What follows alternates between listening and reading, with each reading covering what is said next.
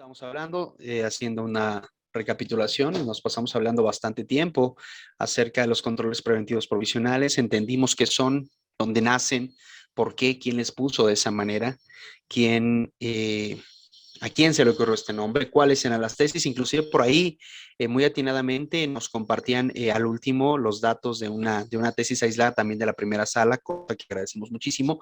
Súmenla, por supuesto, a las 4 que yo les di, que es también de la primera sala. En ese sentido, sumando, recordarán ustedes un elemento que también debatimos un poquito, mencionamos la posición al respecto, hablamos sobre los niveles de contacto, detención, retención. Y bueno, vamos a hablar finalmente para ir cerrando este tema sobre los límites de los controles preventivos provisionales por parte de los elementos policiales. Evidentemente, ¿qué es lo que va a considerar el juzgador al momento de tener que dilucidar si realmente hubo un control preventivo provisional adecuado, si hubo la buena aplicación por parte de los policías o no? Y esto se resume en 10 puntos que no quiero yo dejar de lado, porque prácticamente esto es lo que el juzgador, lo que las autoridades en materia judicial van a, pues van a considerar. Primero, es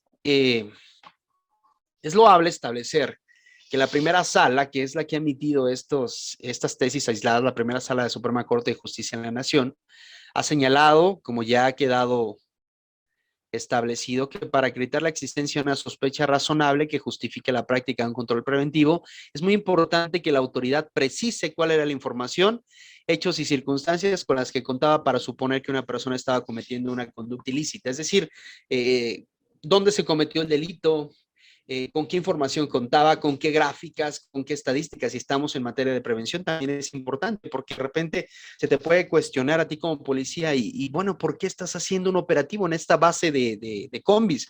Ah, bueno, pues es que se tiene los datos de que han ocurrido tantos ilícitos, de que es a tal hora, de que es con un cierto modus operandi, que es con ciertas características de sujetos, personas del sexo masculino, femenino, como sea. Entonces, hay que contar siempre, procurar tener esta información, la información precisada, no nada más mencionar de manera general, sino cuáles son los hechos o circunstancias que contabas para poder suponer que una persona estaba cometiendo una conducta ilícita. Esto va más orillado hacia los controles preventivos provisionales que se realizan con la finalidad. Recordemos que ayer vimos dos finalidades de los controles preventivos provisionales: la prevención del delito, pero también la investigación criminal. Como tal, evidentemente ahí sí basándose en el artículo que prevé las técnicas y actos de investigación que no requieren control judicial. Ahí sí es para investigación criminal.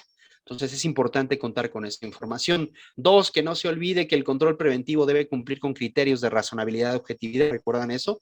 Razonabilidad y objetividad, ¿eh? Esto es que cualquier persona desde un punto de vista objetivo hubiera llegado a la misma determinación. Recuerden, esto ya lo vimos, ¿eh? Simplemente para que tengamos una especie de colofón, una especie de conclusión, y que ustedes manejen estos 10, inclusive si de las diapositivas que les manden los pueden imprimir, los copian, los pegan y lo traen por ahí. Es bien importante que lo puedan traer inclusive en un hojita.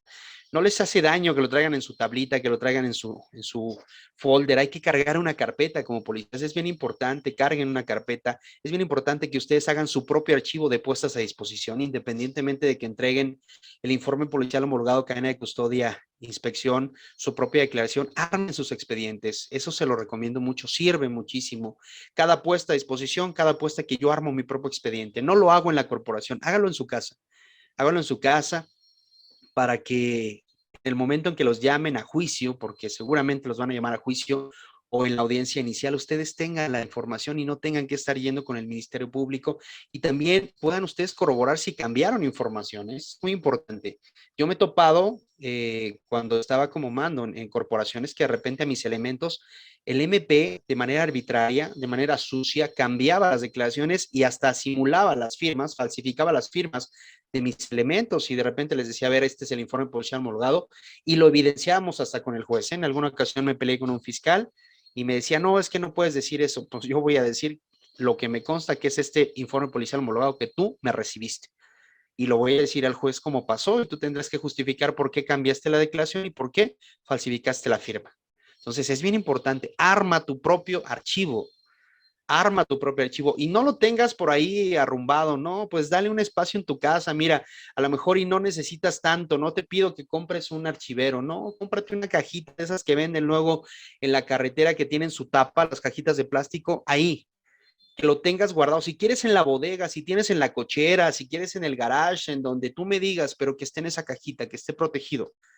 Tampoco es que estés haciendo eh, una puesta a disposición al día, ojalá. ¿No? Regularmente te puedes aventar 2, 3 puestas a disposición buenas, relevantes.